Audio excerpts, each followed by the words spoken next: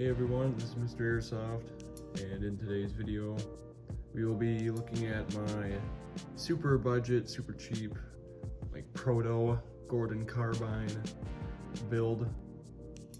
Kind of just threw this gun together with a bunch of random parts and pieces of other M4s. It's not totally accurate to the original Gordon Carbine, but it's close enough. We'll start with the front there, the front of the gun, with the suppressor that you see. The way I made it, I'm just gonna preface by saying this is a very cheap gun, a lot of cheap parts, a lot of like hacks and stuff to get things to work. So I'm just gonna preface that it's not any fancy gun or anything like that, but it works fine. So anyways, the suppressor is made from a 1/2-inch torque wrench. I don't know the brand. It was probably a Matco or a Mac. It was given to me by a coworker of mine when I worked at an auto shop. It was broken, so I didn't feel bad cutting it up. But it's a hollow tube, and I just cut it to size. And then I drilled holes in one end, tapped them for small metric bolts that I had, and then I cut the bolts off. So you can kind of see those on the end where it's hooked up to the rest of the gun. So those are like basically set screws to center it, and those are the only things that are holding it on besides glue. And it actually is pretty solid, so I'm happy with how that worked out. The flashlight there's not much to that. It's a pretty cheap Matrix model. Well, I found the model on eBike, and then I didn't want to pay for eBike's outrageous shipping, so I actually was able to find the exact same model but minus the Matrix brand logo on it on Amazon, so I got that. It's very cheap, but it works. Don't really need to use it. I haven't needed to use it yet. Don't play in any indoor CQB fields, just outdoor. Haven't played any like night games or whatever with it, but it's part of the look. It does have batteries in it, so if I were to need to use it, I could. Not super bright, but once again, it works. The laser unit, the PEC box, whatever you want to call it, I believe at PEC 15, I believe is what that model was. I'm not 100% sure, but got that on Amazon actually because it was slightly cheaper than e-bike. The PEC units they sell. I wanted to get one that actually worked just because I don't even have any batteries in it because I don't plan on using it. I know it's kind of frowned upon to use that in Airsoft. It makes sense, you don't want to hurt somebody's eyes, but it does actually work. A very cheap one, just a plastic body and everything. I'm sure that their zeroing system on it does not hold very well, but it's mainly there for looks. It doesn't really necessarily actually match the look of what Delta was running in the 90s with these guns, but I just like how those laser units look, so I wanted to have it on there. That's pretty much it. And that's what that pressure pad's for. The flashlight does not have a pressure pad on it because I didn't want to have two different pressure pads on there. I can manipulate the button with my finger for the flashlight, and it's it's not a fancy flashlight, so I can just press the button enough if I want to just momentarily have it on and not press it all the way that it stays on. But I probably wouldn't even have to ever do that anyways, but I can. Moving on, the optic is an NC Star.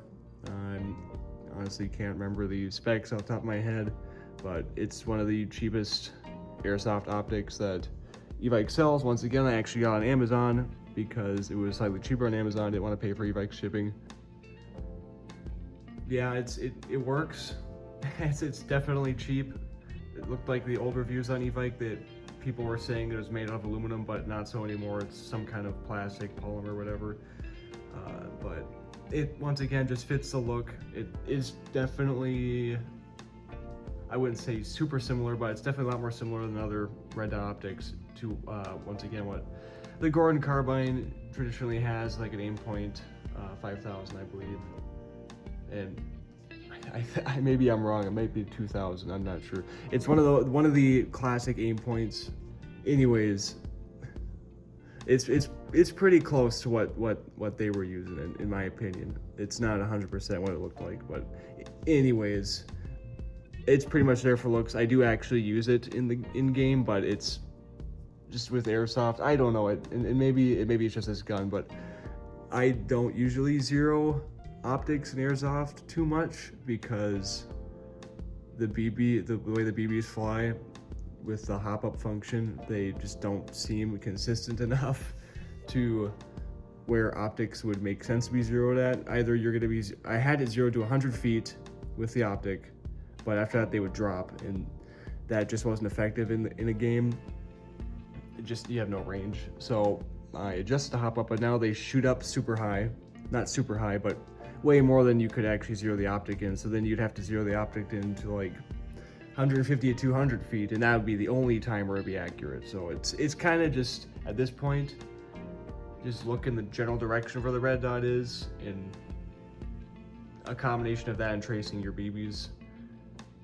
Yeah, that's that's kind of how it's used, at least on this gun. I don't know how other people do it with their Airsoft guns. Maybe their guns are more optimized to the point that they can zero in their optics to work in a wider range of distances, but not so with this one. But yeah, it's pretty much just there for looks. I did get the front flip-up lens protector partially shot out the bottom the first day I was using it. So I really hate how the separate piece lens protectors that people buy for their guns look. I don't like how those look at all. So I did a super cheap fix where I had change out goggle lens, like that you can get with your, I don't know, face protection or whatever goggles. Sometimes you get them and they come with a smoke lens, a clear lens, and a yellow lens. And so I took the clear lens one and I used my Dremel and I cut out a somewhat circular piece of it and I glued it to the optic flip-up lens protector. So hopefully that prevents the actual optic from getting shot out. Thankfully, the only thing that got partially shot out was the flip-up protector. So hopefully that glued on goggles lens will protect it from any BBs in the future. I guess my hubris got the best of me with not thinking of that before. But once again, I still like that better than having the separate lens protector piece. It doesn't really work with the look of the gun, but it probably would work better, but whatever. Let me see here. I suppose internally, I'm not gonna take this thing apart. There's really nothing special in there anyways. It's pretty much a amalgamation of many just used gearbox parts, stock parts, pretty much only stock parts that I have laying around. The one interesting thing is the hop-up came out of an S&T Spectre, which is a pretty obscure SMG that S&T makes. That old gun of my brother's that he doesn't play anymore, and the gun's just been at my house in pieces. And I'm not 100% sure if it's meant for M4s because it's really hard to adjust the wheel. It's kind of hard to reach, but it fits and it works. So that's what's in there. That was the only M4-ish hop-up that I had left. I don't really know what happened to the other ones, but I eventually plan to replace that, but it works for now. The gearbox itself just got standard components, standard stock parts, completely mismatched gear set, like they're different brands, whatever I could find that worked. The spur gear actually had some wear on the teeth from a different incident in the past where a bevel gear had gone out and it unevenly worn some of the spur gear teeth. So I had to use a hand file to try and smooth them out more, but that still didn't work very well. So when I put it together, the spur gear and the bevel, when I would spin them, they would reach a point where they would get really hard to turn. And so I kind of just rolled the dice and well, this is a cheap gun, see if it works itself out. And so far it's been working fine. It is a bit noisy, and I'm sure it's coming from that. I shimmed it fine. I'm not worried about the shimming. That's extremely easy to do, but I'm just gonna say that, not to toot my own horn or anything, but shimming, I remember Back when I first started doing this stuff, shimming seemed like such a big thing, but if anything, it's just more tedious, but it's extremely easy to do. Anyways, I'm sure the noise comes from the bevel to spur gear teeth meshing. Anyways, yeah, those are all stock parts, stock ratio 18:1. The piston there actually is an SHS. It's one that I had cut a bunch of material out of in the past for a build, and then I realized I think I weakened it too much, so I didn't want to use it for that build. Just been sitting around, so now I have it in this one because this is a very low stress build, kind of centered around reliability somewhat.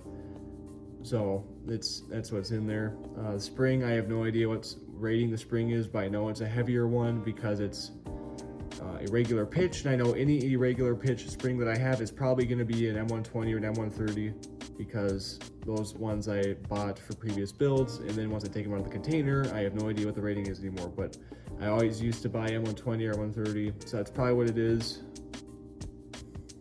The motor is just some random stock motor I had in a box that I determined seemed like it may have had slightly better magnets than some of the other ones by just spinning the gear and feeling the resistance. I'm not sure if that's the best way to determine that, but that's what I did. I didn't want to waste a fancy motor on this build.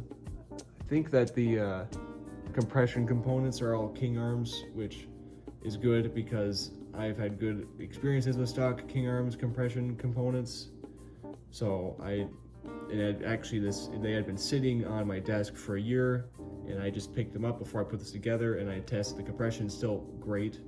I obviously threw some fresh grease in there, but yeah, that works good.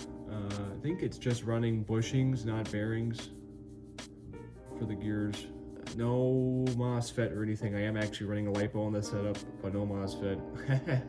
I was gonna run NIM, but it just was so pathetic when cycling. And I hooked up a LiPo and it just ran a lot better. I'll just deal with the prematurely worn trigger contacts whenever that happens. I don't care. Once again, cheap gun. I will say that that here's actually one thing I did do that I've been doing the past couple guns, including this one I worked on. The other one's the loaner gun that I give out to other people to use if I need to. And I kind of learned my lesson on this one, but something that I thought made sense the past few times working on these guns was to cut any extra teeth off the back of the sector gear to the point where the piston doesn't get drawn back any farther than the window that is in the cylinder, because I figured what's the point that past that window compression is going to be wasted. I might as well optimize the cyclic rate and just reduce the time it takes to pull back the piston. So basically what, once again, I'm trying to say is I would cut any extra teeth off so that it would only pull the piston so far till it reached the beginning of the cylinder window. The problem with that is I completely forgot that I'm pretty sure that will reduce your FPS still, because then your piston isn't traveling as fast once it gets released, whereas if it got pulled back farther, even though there's still the it's bleeding compression out the window, if it gets pulled back farther, it's still that extra time where it's get pulled back farther. When it's released, it gives the piston more time to speed up, and I'm pretty sure, thinking about this more, I'm pretty sure that also increases your FPS, because it doesn't only matter about the compression you have going on, but also the speed that compressed air is being forced out of the nozzle and pushing your BB. So what I'm trying to say is I did that with this gun. I can't remember how many teeth I knocked off, probably 5 overall, probably 4 or 5. And even with, like I said, M120, M130 spring, this gun's only shooting like 250 FPS, which isn't the worst thing ever, because this gun's really more of my CQB gun anyways. And CQB, it doesn't really matter that much, at least in my opinion, when you're that close. My M16 works way better for long range. But something that I need to remember in the future, and maybe if I just absolutely hate the speed of this in the future, I will swap out for an even bigger spring. That's really the only solution I can do at this point, outside of just swapping a different sector gear in, which I really don't want to do. I'm not too worried about the FPS of this gun, like I said, and maybe it's better if I'm not giving people welts in CQB battles anyways. So just a lesson learned, and I probably knew that in the past at some point and forgot about it. That concept of the more teeth you cut off the gear, the more FPS you lose. That sounds familiar. I just had forgotten it for a while, but now I remember. So there's that. Maybe someone can learn from that. Moving on to the stock, not much to say there, except I will mention that it came out of a gun kit that I got for a real steel gun that I had built, and I didn't need it because I used a different stock for it, so I just had it laying around and I put it on here instead. Not completely accurate to what, once again, the Gordon Carbine, they were running a more smaller, what they call nowadays a pistol brace, I think probably for ATF laws of some sort. But it doesn't really matter that much. It still looks good. Just made out, it's not anything special, made out of some kind of plastic or polymer. On the other side of the gun, you can't see it, but the person that I gotten the lower receiver from had cut a really jagged hole in it to route their battery wires outside of the gun. So that's how I'm running it too, because I probably would have done the same thing, except a lot cleaner. So that's why you see that battery wire hanging down there, just held on by those two elastic straps. And then on the other side, there is a pouch that I put my battery in. It's kind of a little haphazard, but it works. The sling, just an Amazon sling. I think the brand was Warble. It actually is pretty decent. I don't know if I would trust on a real gun because it's not very robust compared to the sling I have in my real steel one. It's got a much thicker material and everything used, but it works for this gun. This gun is extremely light. Obviously, it's made out of plastic, and I do like it's got a feature. That's what all that slack you see there on the left. It's got a feature where you can quickly loosen or tighten the strap based on if you need to just have the gun tight against your body when you're walking around, or if you want to actually shoulder the rifle and shoot it, you can loosen it up real fast. So that's nice. It's very useful. Well, and then last but not least, the paint job. I'm actually quite proud of it. It's definitely starting to peel off in some areas. I didn't do a lot of prep work for it, so that's why.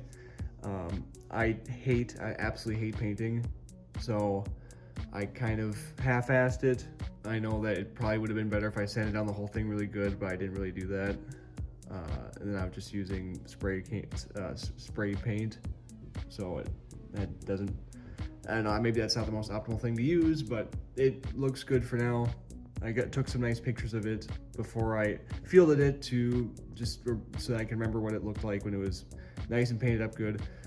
I am proud of how it looks though. The way I got the pattern was I actually just printed out a pattern of DCU camo, and then I just cut out the pattern, and then it's kind of an elaborate setup, but basically I just then had that over the gun, and then I just did spray it down. I sprayed the whole thing down with the tan color, and then I used the template and sprayed it with brown. And I was going to try to do some green in there too, and just did not look good at all. So then I had to spray that section over again with tan, and then spray it again with brown. So that kind of sucked. But you probably can't see very well, but there are some spots that are starting to show through of green where it's wearing off. And then the grip on the bottom there, it's actually, the paint's completely coming off to the original tan color of that grip, which did not match the rest of the gun at all. The rest of the gun was black. And then on the suppressor, since it was a torque wrench, it was all chrome, and some of it's flaking off on there too. So is what it is. Once again, I don't really care that much. It's a pretty cheap gun, but yeah, overall, I really like the gun, honestly. At least in my experience, the way I play, it's pretty aggressive, really getting up in the action a lot, close quarters. if I have to play more of like a long range style, I've got my M16 for that. The thing's great for long range, but I really like to get up with the action, and I was doing that last year with my M16, and that's when I was starting to think, man, I really should have a CQB gun because that's how I play most of the time now. So that's how this gun came about. That's pretty much it for this video. Hopefully you guys got something out of it. Thanks for watching, and I'll see you guys next time. You got the only daddy that'll walk the line.